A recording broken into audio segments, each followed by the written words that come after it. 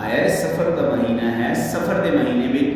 بہت سارے لوگ آدھے کہ اس میں شادی بندہ نہیں کر سکتا، سفر دے مہینے میں کسی طرف سفر نہیں کر سکتا، سفر دے مہینے میں کوئی کاروبار شروع نہیں کر سکتا۔ آیا انہاں گلاں دا شریعت نال کوئی تعلق ہے یا نہیں؟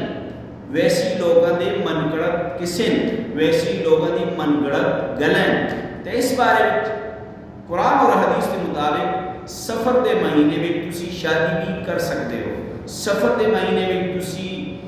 ایک جگہ تو دوسری جگہ میں ہجرت یا سفر بھی کر سکتے ہو، اور اسی طرح سفر دے مہینے میں تسی کاروبار بھی شروع کر سکتے ہو۔ قرآن اور حدیث کے مطابق سفر دا مہینہ کوئی منحوس نہیں، اس میں کوئی منحوسیت نہیں، کوئی دن، کوئی ہفتہ،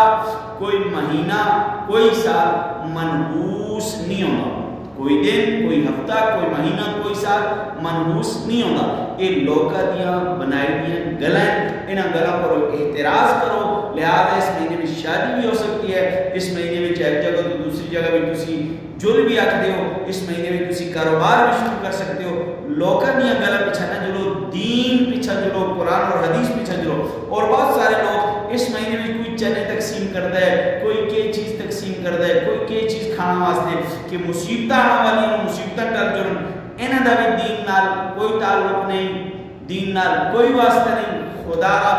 دین کو اپناؤ، دین کو اپناؤ، من گڑت گلاں، من گڑت کسیوں کو نہ اپناؤ۔ السلام